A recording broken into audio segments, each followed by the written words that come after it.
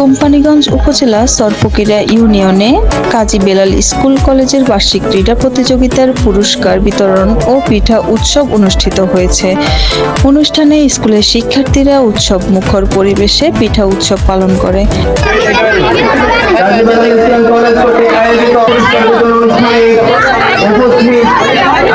এটা মিষ্টি রোল পিঠা, এটা আমার আম্মু তৈরি করে দিয়েছে। যে আজকে আমাদের স্কুলে পিঠা উৎসবে আমরা অনেক ধরনের পিঠা বানাইছি। মামুন পাটোয়ারির তথ্যচিত্রে বিস্তারিত থাকছে প্রতিবেদনে।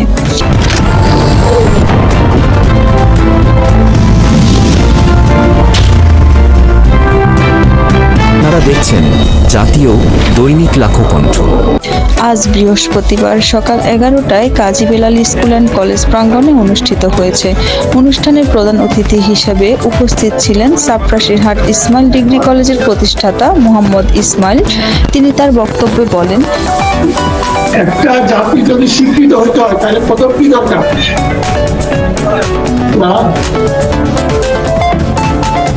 নেপোলিয়ন বোনাপার্ট কথাটা বলে গেছে, মা। তার জাতি যদি শিক্ষিত হতে হয় তার মাকে শিক্ষিত হতে হয়। মা শিক্ষিত হলে ছেলে মেয়ে অটোমেটিক্যালি শিক্ষিত। বাবা কামে কামে ব্যস্ত থাকে, সময় দিতে পারে। এই জন্য মাদেরকে সবার চেয়ে যদি মা শিক্ষিত হয়, বিদেশি ছেলেমেয়েরা 100% শিক্ষিত কেন? মারা 100% শিক্ষিত হলে ওখানে কোনো ছেলে মেয়ে অশিক্ষিত থাকে। আমাদের দেশে একটা ভালো চিহ্ন, সব জায়গায় মেয়েরা যথেষ্ট পরিমাণে এগিয়ে যাচ্ছে এবং মেয়েরা ছেলেদের চেয়ে অনেক সব ক্ষেত্রে তারা এগিয়ে গেছে। কলেজে পিঠা উৎসব হলে মানে আমরা যে খাবো ওই কিছু মানে আমরা উদ্বোধন করছি, উদ্বোধনের পরে আমরা পিঠা পাই। এই এটা পিঠা নিয়ে তাই মেয়েরা যে আইটেম গুলা করছে, কিছু কিছু আইটেম আমি দাদা করলাম, এগুলো বিদেশের হোটেলে কিন্তু বিদেশের হোটেলে ব্রেকফাস্ট করতে যে আমরা তখন এই জাতীয় খাওয়াগুলো খাই। তারপরে এরা ইন্টারনেটে ঘাটছে, ইন্টারনেট ঘেটা এগুলা তারা বাইক করছে। ওই বেলাল যেভাবে প্রচেষ্টা নিচ্ছে, এই তার প্রচেষ্টা অবশ্যই সফল হবে। উদ্বোধক হিসেবে উপস্থিত ছিলেন কাজী বেলাল স্কুল কলেজের প্রতিষ্ঠাতা কাজী এম.এ. করিম বেলাল। তিনি ছাত্রছাত্রীদের উদ্দেশ্যে বলেন, কলেজ করলে তো শেষ নয়, আমারও ব্যর্থতা আছে। আমি এলাকাবাসীকে এখনো এক করতে পারি নাই। এলাকাবাসী আমি এখনো এক করতে পারি নাই। আমার পা দুইটা, আমি তিন জায়গায় থাকি। কানাডাতে থাকি, ঢাকাতে থাকি, নোয়াখালীতে থাকি। আমার পক্ষে একা অনেক কিছু সম্ভব না সবাইকে একসাথ করা, কিন্তু আমার প্রতি যতটা আমার পক্ষে সম্ভব আমি তো তত করে যাব। আমি ফিস পাবো না, কিন্তু ভবন করলে হবে না। আমাদের স্কুল এবং কলেজের খোরাক কি? ছাত্রছাত্রী টিকে থাকতে হলে কি করতে হবে? ভালো রেজাল্ট করতে হবে। কিন্তু ভালো রেজাল্ট না করলে ছাত্রছাত্রী আসবে না, স্কুলটা কলেজটা একসময় ধ্বংস হয়ে যাবে। ভালো ওইখান থেকে আমরা ইনশাল্লাহ খুব আলহামদুলিল্লাহ আমরা শোকস কিছু শিক্ষক পেয়েছি। ওরা অত্যন্ত মেধাবী, অত্যন্ত কর্মঠ, অত্যন্ত যোগ্য। এ সময় আরো উপস্থিত বক্তব্য রাখেন বিশিষ্ট ব্যবসায়ী ও সমাজসেবক হাজী আবুল খায়ের। স্কুল অ্যান্ড কলেজ সম্ভব হয়েছে করার, এরা সবাই সহযোগিতা না করলে হয়তো সম্ভব হইতো না। যাই হোক, এই মনোভাব সবাই চলমান রাখার জন্য আমি অনুরোধ জানাই। কবি জসিমউদ্দিন উচ্চ বিদ্যালয়ের প্রতিষ্ঠাতা আব্দুল খালেক ভূঁইয়া, আমি আশা করব বেলাল সাহেব সহ আমার বাগিদাদিরা কাজী রহিম কিছু মনে হয় ঘোষণাও দিয়েছেন, আরো সামনের দিকে দিবেন। আর আমাদের এখানের উদয়মান যেটা আমাদের ইসমাইল সাহেব, আমি শুনি খুশি হয়েছি। আমি ওনাকে আমাদের কবি জসিমউদ্দিন স্কুলে একটা নেওয়ার জন্য চেষ্টা করবো। শুনতেছি উনি খুব ভালো সব প্রতিষ্ঠানগুলো কাজ করতেছেন, ওনার এই মুখদর্পণে থাকা দরকার। বিদ্যালয়ের অধ্যক্ষ মেজবা উদ্দিন, আমার পরিচিতি একটু বলবো। আমি যেহেতু আপনাদের অভিভাবক হয়ে আসছি এখানে, আজকে যারা এসছেন তারা কষ্ট করে এসছেন, সবসময় আসার সুযোগ থাকবে না, কিন্তু আপনাদের মাঝে একজন অধ্যক্ষ এসেছেন, তিনি কি করতে পারবেন তার অবস্থানটা সবার একটু জানা দরকার। সেই হিসাবে আমি আমার পরিচিতিটা বলবো। আমার বাড়ি বামুতে, আমার বাবা ছিলেন বামনি প্রাইমারি একজন শিক্ষক মাওলানা রুহুল আমিন, তিনি 2000 সালে রিটায়ারমেন্টে যান এবং 16 সালে আল্লাহ তাআলার দরবারে চলে যান। আমার বাবার জন্য দোয়া চাচ্ছি। আমি আসলে একটা ফিজিক্যাল খেলা, এটা আমরা অনেকে অনুধাবন করতে পারি না। আমি ছিলাম আমাদের শাহজাদপুরের একজন সচিব ছিলেন, যাকে ডিসি ফজলুল্লাহ হিসেবে সবাই চেনেন। তিনি জৈতুন্নাহার কাদের মহিলা কলেজের পাশে একটি স্কুল প্রতিষ্ঠা করেছেন, যার নাম হচ্ছে ভিবিটিসি টেকনিক্যাল স্কুল, কারিগরি স্কুল। ওই স্কুলের খাস জায়গার উপরে 36 বছর আগে তিনি এটা প্রতিষ্ঠা করেন। আমি দীর্ঘদিন সেখানে চাকরি করি, সহকারী শিক্ষক, সিনিয়র সহকারী শিক্ষক, একেবারে প্রধানের পরের স্টেপটাই আমার অবস্থান ছিল। তো আমরা অনেক সচিবের সাথে কাজ করার একটা সুযোগ পেয়েছে যারা রিটায়ারমেন্টে আছেন। বিশেষ করে আমি শ্রদ্ধার সাথে স্মরণ করি, আমার স্যার চিনবেন, ইসমাইল স্যার চিনবেন, জনপ্রশাসনের শব্দ তিনি মারা গিয়েছেন, ডক্টর মাহবুবুর রহমান স্যার। এতটা ভালো মানুষ ছিলেন।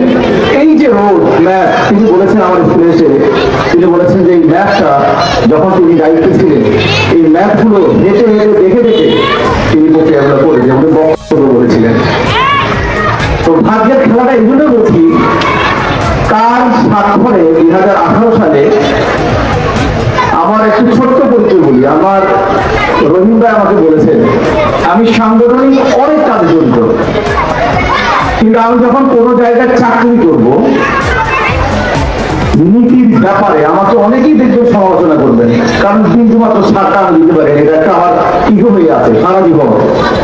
বিন্দু মাত্র ছাড় আমার দেওয়ার থাকে না। যদি দেখেছি প্রতিষ্ঠানের স্বার্থ নষ্ট হচ্ছে, কোনো ছাড় নাই, আমি এটা করতে পারি না। তো আমার হচ্ছে যে অসুস্থতা হোক, যত সমস্যা হোক, প্রতিষ্ঠানে আমি আগে হাজির। আমার যেখানে চাকরি করতাম আমি প্রিন্সিপালের আগে দিয়ে বসতাম, আবার প্রিন্সিপাল চলে যেত, সবগুলো বন্ধ করে পিয়নকে দিয়ে তারপর বন্ধ করে আমি যেতাম।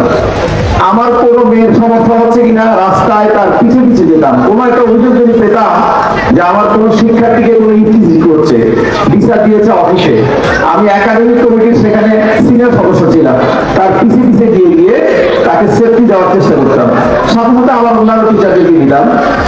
তো 2018 সালে ওই স্কিমটা সাংগঠনিক বিভিন্ন কারণে আমি মন্ত্রী মহোদয়ের অফিসে গিয়ে ডিউ লেটার নিয়ে বিভিন্ন কাগজপত্র নিয়ে মিনিস্ট্রিতে জমা দিয়ে ওই স্কুলটা এমপিও করি। অনুষ্ঠানে আরো বক্তব্য রাখেন ঢাকার বিশিষ্ট ব্যবসায়ী কাজী এম এ রহিম। এখানে একটি আলোর বর্তিকা স্থাপন করেছেন আমার শ্রদ্ধেয় বড় ভাই কাজী এম এ করিম বেলাল। আমি কৃতজ্ঞতার সহিত এই এলাকাবাসীর পক্ষ থেকে ওনার প্রতি শ্রদ্ধা জানাই।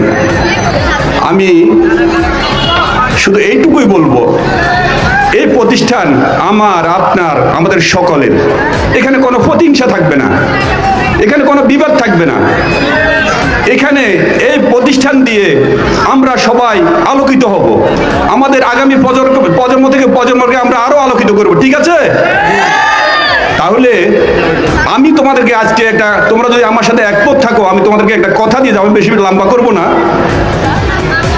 এই প্রতিষ্ঠান থেকে যত আমরা তো বড় হই কি করি, আমরা যে কোনো ভালো লেখাপড়ে একটা কর্ম করি নাকি, পরিবার পরিজনকে যোগান দেওয়ার জন্য কর্ম করি না। তো তাহলে আমি এখন আমাদের আর মুরব্বীদের আর পারবো না। তোমাদেরকে আমি কথা দিলাম, এই প্রতিষ্ঠান থেকে যারা লেখাপড়া করে সর্বশেষ তোমরা ডিগ্রি নিবে, তোমাদের সকলের জন্য ছেলে মেয়ে সকলের জন্য আমরা ইনশাল্লাহ কর্মস্থানের ব্যবস্থা করতে পারবো ইনশাল্লাহ। সেই ক্যাপাসিটি আমাদের আছে ইনশাল্লাহ। যারা ভালো লেখাপড়া করতে পারবে, ইন্টারমিডিয়েট পাস করার পরেই আমি এখন আর ওই স্কলারশিপ নিয়ে লেখাপড়ার জন্য নয়, একবার সরাসরি বিশ্বের ভিতরে যে প্রযুক্তির দেশ জাপান, ওই জাপানে পাঠানোর জন্য ইনশাল্লাহ আমি তোমাদেরকে সর্বাত্মক সহযোগিতা করব। প্রতিশ্রুতি দিয়ে যাচ্ছি তোমাদেরকে, যিনি ফার্স্ট হবে।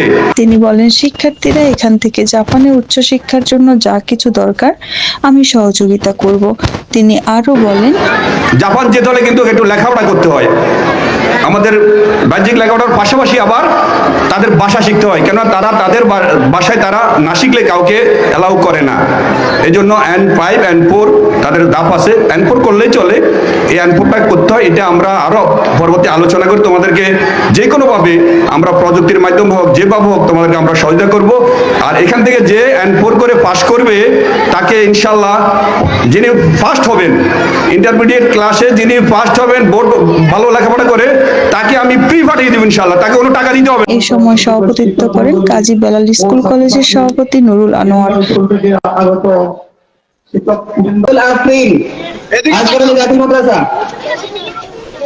অনুষ্ঠানের সকল অতিথিদেরকে ক্রেস্ট ও পুরস্কার দিয়ে বরণ করে নেন। সংবাদ শেষ করছি, রাইসা ভুঁইয়া, লাখো কণ্ঠ।